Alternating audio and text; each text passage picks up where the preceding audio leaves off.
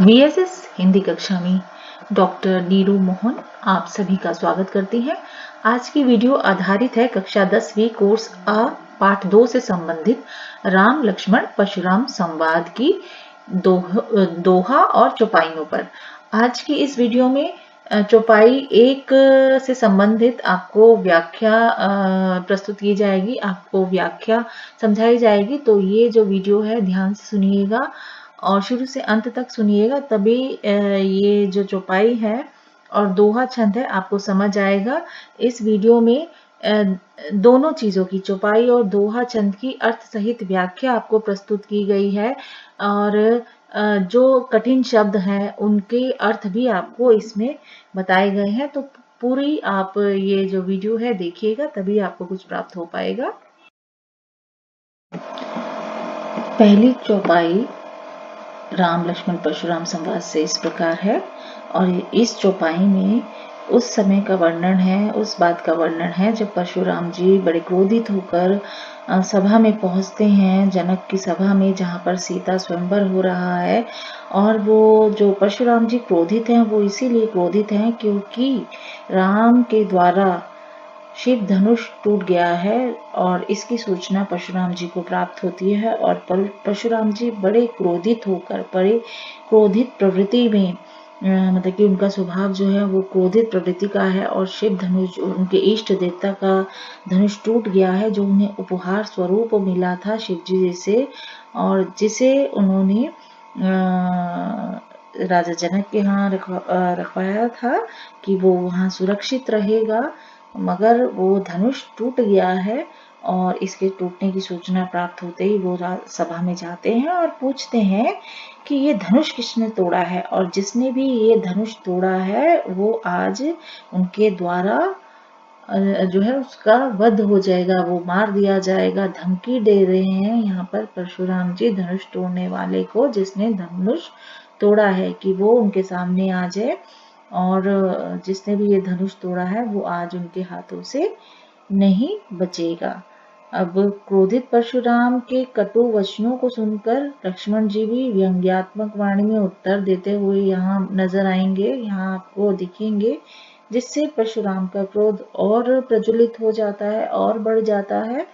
और अंत में जब पाठ का अंत होगा तो देखते हैं क्या होता है। जो उसका प्रभाव है राम की विनम्रता और विश्वामित्र जो गुरु जी हैं उनके कहने पर परशुराम जी की क्या प्रतिक्रिया होती है, ये भी देखते हैं। तो यहाँ पर नाथ शंभु धनुष, शंभु धनु का मतलब है शिव जी का धनुष, भंजनिहारा मतलब जिसने उसको भंग किया है, मतलब उसको तोड़ने वाला, नष्ट करने वाला। तो वो कह रहे हैं यहाँ राम जी परशुराम जी के क्रोध पर, जब परशुराम जी क्रोधित होकर कहते हैं कि ये धनुष किसने तोड़ा है, तो परशुराम जी को क्रोधित देखकर राम जी कहते हैं कि हे नाथ, शंभु धनु, शंभु जी के धनुष को, मतलब शिव के धनुष को भंजनिहारा, भंग करने वाला, तोड़ने वाला, कोई ही केऊ एक दास तुम्हारा होगा, कोई, कोई मतलब केऊ, कोई, दास मतलब सेवक, तुम्हारा मतलब आपका। तो यहाँ पर वो कह रहे हैं कि इस शिव धनुष को तोड़ने वाला कोई तुम्हारा दास ही होगा प्रभु। तो यहाँ पर वो कहते हैं आगे, आयसु, आयसु मतलब आज्ञा, कहा है ना, आयसु, आयसु मतलब है आज्ञा, कहा मतलब क्या, क्या आज्ञा है, कही या कहिया मतलब कहिए, कहते हैं, कहते हुए वो कहते हैं कि कहिए कि क्या आज्ञा है, किन मोही, किन मोही, क्यों नहीं, क्यों नहीं कहते अब आप कि क्या आज्ञा है, मुझे बताइए कि क्यों नहीं अब आप कहते कि अब मुझसे कहिए ना, क्यों नहीं कहते हैं कि कहिए अब आज्ञा क्या है, कि ये तो शिव धनुष टूट गया है, इसको तोड़ने वाला आपका ही कोई दास हो सकता है, और तो किसी में इतनी हिम्मत है नहीं। तो अब बताइए क्या करना है, क्या आज्ञा है। सुनी रिसाई बोले मुनि को ही, सुनी मतलब सुनकर, रिसाई मतलब गुस्से में, बोले मुनि को ही। अब गुस्से में आकर गुस्से में बोलते हैं परशुराम जी, नाराज होकर बोलते हैं। तो यह सुनकर क्रोधित परशुराम जी नाराज होकर बोलते हैं, क्या बोलते हैं देखिए, सेवकू जो सो करे सेवकाई। सेवकू मतलब सेवा, है ना, सेवकू सेवा करने वाला वही है, कौन है, सेवक। मतलब जो सेवा करता है वो कौन होता है, सेवक। अरि करनी शत्रु जैसा काम करने वाला, है ना, अरि करनी कार्य, शत्रु जैसा काम करने वाला कार्य जो करता है उसके साथ क्या करनी चाहिए, लड़ाई मतलब लड़ाई।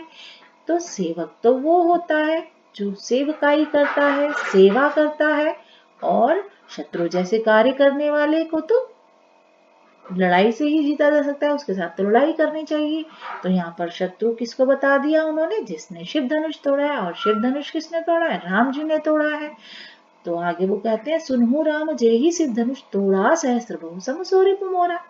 तो सुनो राम, सुनहु राम, सुनो राम, जेहि सिद्ध धनुष तोड़ा, जिसने भी सिद्ध धनुष, शिव का ये धनुष तोड़ा है, वो क्या है, वो कौन है, सहस्त्र बहु सम सो रिपु मोरा, सहस्त्र बहु के समान, सम मतलब समान, रिपु मतलब दुश्मन, मोरा मतलब मेरा, तो वह सहस्त्र बहु के समान मेरा दुश्मन है। अब सहस्त्र बहु वो राजा था, बहुत ही पराक्रमी राजा था, जिसकी 100 भुजाएं थी। और 100 भुजाओं वाले इस राजा का जो वध है, जो वो परशुराम जी के हाथों हुआ था, परशुराम जी ने इसे मारा था।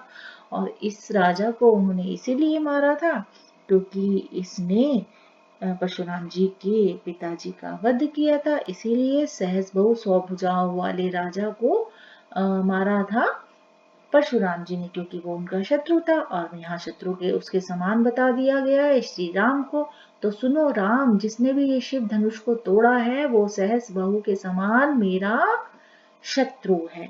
अब आगे देखिए, आगे गुस्से में क्या बोलते हैं वो, सो बिलगाय बिहाई समाजा। बिलगाई मतलब अलग हो जाए, बिलगाई मतलब अलग हो जाए, बिहाई समाज त्याग दे इस समाज को। मतलब यहाँ पर जितने भी राजा खड़े हैं उनसे वो राजा, जिसने, वो व्यक्ति अलग हो जाए। बिलगाई मतलब अलग हो जाए, जिसने, जिसने न तमारे जही सब, जिसने इस धनुष बाण को तोड़ा है। तो वो सो बिलगाई बिहाय समाजा, सो मतलब तो वो इस समाज से, राजाओं के समाज से अलग हो जाए, जिसने ये शिव धनुष तोड़ा है। ना तमारे जही सब राजा, नहीं तो यहाँ पर जितने भी राजा खड़े हैं वो सब मारे जाएंगे। सुनी मुनि वचन लखन मुस्काने। अब इन वचनों को सुनकर लखन जी, लखन लक्ष्मण जी मुस्कुराने लगे। बोले परसोधरी अवमाने।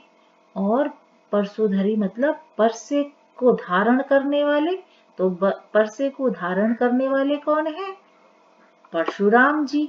तो उनके लिए वो क्या कहते हैं कि उनका अपमान करते हुए, परशुधरी जो परशु को, परसे को धारण कर रहे हैं परशुराम जी, उनका अपमान करते हुए बोले, क्या बोले, देखिए आगे देखते हैं क्या बोले।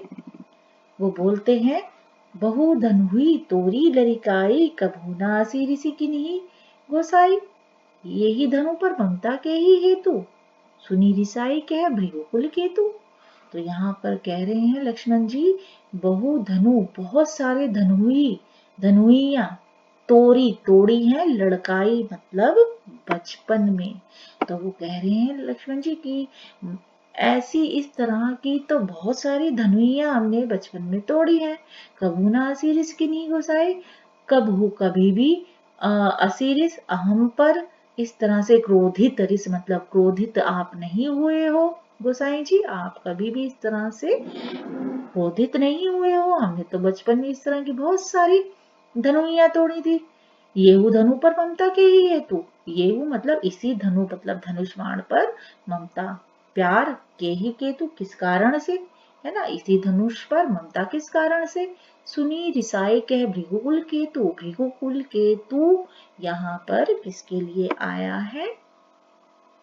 परशुराम जी के लिए। भृगुकुल की पताका स्वरूप कौन है? परशुराम जी। तो परशुराम जी के लिए यहाँ आया सुनी रिसाई कह भृगुकुल। तो ये सुनकर क्रोधित होकर बोलते हैं कौन? भृगुवंश की पताका के समान जो है परशुराम जी, वो ये सब सुनकर गुस्से में कहते हैं। अब वो क्या कहते हैं? अब यहाँ पर दोहा छंद शुरू हो जाता है। रे नृप बालक काल बस बोलत तो ही न संभार, धनु ही सम त्रिपुरारी धनु विदित सकल संसार। कहते हैं हे नृप बालक, हे राजा के पुत्र, हे राजपुत्र, काल बस, काल के बस में बोलत बोल रहा है तू और संभल नहीं पा रहा है, ना संभाल, अपने आप को संभाल नहीं पा रहा है क्योंकि तू काल के बस में बोल रहा है। काल तेरा नजदीक है, इसीलिए ये वाणी, इस तरह की वाणी तेरे मुंह से निकल रही है। तो काल के बस में ये सब कुछ बोल रहा है तू, अपने आप को तू संभाल नहीं पा रहा है। तो अरे राजपुत्र, काल के वश में होने के कारण तुम्हें बोलने में कोई होश ही नहीं है। तुम क्या बोल रहे हो?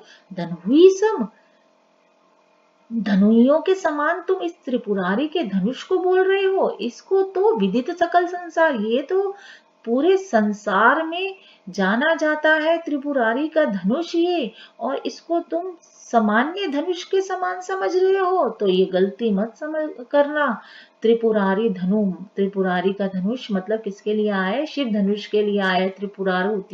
त्रिपुरारी तीनों लोगों के राजा जो है वो हैं शिव जी। अब यहाँ पर त्रिपुरारी धनु इसलिए इसका नाम पड़ा है इस धनुष का त्रिपुरारी धनुष, क्योंकि इस धनुष से भगवान शिव ने त्रिपुर नामक राक्षस को मारा था, जो तीन बड़े बड़े महान शक्तिशाली राज्यों का राज करता था जिस पर। और इस त्रिपुर नामक राक्षस को ब्रह्मा जी का वरदान भी प्राप्त था कि भाई ये नहीं मर पाएगा, ये उसको वरदान था। मगर इसको त्रिपुरारी ने इस धनुष से मारा था। और इस शिव धनुष को किस नाम से पुकारा जाता है? पिनाक के नाम से। ये जो राम जी द्वारा ये धनुष तोड़ा गया था, ये पिनाक धनुष था, ये शिव जी का धनुष था। शिव धनुष, पिनाक धनुष। तो पिनाक धनुष कहा जाता है शिव जी का धनुष, जो राम जी द्वारा टूट गया था, तोड़ा गया था, टूट गया था स्वयंवर में। ठीक है, तो प्रत्यंचा चढ़ाने को कहा गया था, मगर वो उनके छूते ही वो टूट गया। तो यहाँ पर वो बोल रहे हैं कि हे नृप बालक, काल के बस में तू बोल रहा है, अपने आप को संभाल नहीं पा रहा है। इस सामान्य धनुष के साथ तुम तुलना कर रहे हो, जो ये त्रिपुरारी का धनुष पूरे संसार में विख्यात है, जाना जाता है। तो ये तो तुम बहुत भूल कर रहे हो। तो देखिए यहाँ पर इतना अच्छी तरह से जो है तुलसीदास जी ने इस चौपाई छंद को आपके समक्ष प्रस्तुत किया है। और यहाँ पे बहुत सारे काव्य सौंदर्य, अवधी भाषा का सौंदर्य देखने में मिल रहा है। अवधी भाषा का बहुत सुंदर प्रयोग हुआ है। काव्य का सौंदर्य इसी से बढ़ रहा है। शिल्प सौंदर्य की बात करें तो रचना में ज्ञता का गुण है ना। गीत की है रचना, और भाषा भावानुकूल है, पात्रानुकूल है। कथानक जो है नाटकीय शैली में आपके सामने प्रस्तुत किया गया है, और बहुत ही सुंदर समन्वय हुआ है नाटकीय शैली का इसका कथानक में। और नाथ भृगुकुल केतु तक ये जो है चौपाई छंद है पूरा, और उसके बाद रे नृप बालक से ये पूरा दोहा छंद है। तो दो छंद आपके सामने प्रस्तुत हैं इसमें। ये इतना अच्छा समन्वय और कहीं नहीं दिख सकता है। तुलसीदास जी ने बहुत सुंदर तरीके से दोनों चीजों का समन्वय किया है, अब दोनों चीजों को एक साथ रखा है। और रचना का आंतरिक सौंदर्य देखें तो अनुप्रास अलंकार बहुत जगह आपको देखने में मिल रहा है। कहा कही किन्न मोही में आपको अनुप्रास अलंकार की छटा दिखाई दे रही है ना। करी करिए में अनुप्रास अलंकार है, करी करिए में। सहस बहु सम सो में अनुप्रास अलंकार है। और यहाँ पर बिलगाओ बिहाय में भी अनुप्रास अलंकार है। असिरिस में भी अनुप्रास अलंकार है। बहुत सारे यहाँ असिरिस यहाँ पर शब्द आया है, देखिए इसमें भी अनुप्रास अलंकार की छटा दिख रही है।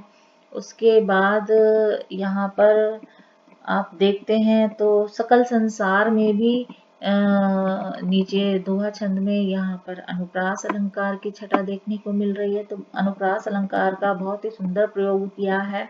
उपमा अलंकार अगर देखें तो सहस्त्र बहुसम सोरिपु मोरा में उपमा अलंकार है। सहस्रिपु के समान बताया गया है।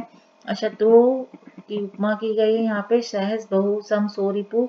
तो जो शत्रु को सहस बहु के समान बताया गया है। तो यहाँ पर ये उपमा अलंकार की छटा दिख रही है। रूपक अलंकार है, भृगुकुल केतु में रूपक अलंकार है। तो यहाँ पर रूपक अलंकार की छटा देखने को मिल रही है, भृगुकुल के समान, है ना।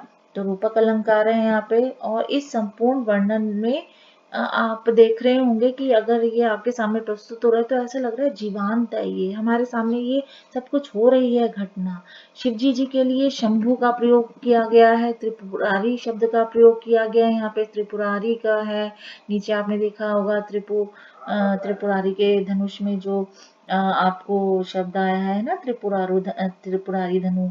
और यहाँ शंभु धनु में भी आपको शिव जी का वर्णन है, त्रिपुरारी धनु में भी शिव जी का वर्णन है। तो यहाँ पे दो शब्दों के माध्यम से शिव जी को दर्शाया गया है। मतलब यहाँ पे बहुत अच्छी तरह से समान अर्थ वाले शब्द लिए गए हैं। और परशुराम जी के लिए भृगुकुल केतु शब्द का प्रयोग किया गया है ना। तो बहुत सारे यहाँ पर शब्दों का भी प्रयोग है। त्रिपुरारी बहुब्री समाज से संबंधित है ना। शंभु धनु भी बहुब्री समाज से संबंधित है। और भृगुकुल केतु बहुब्री समास है इसमें। तो शब्दों का बहुत ही अच्छी तरह से प्रयोग किया गया है। इन सभी शब्दों के प्रयोग से आपको पता चल जाता है कि कवि में कितनी अद्भुत काव्य कुशलता है। काव्य कुशलता का पता चल रहा है आपको कवि की।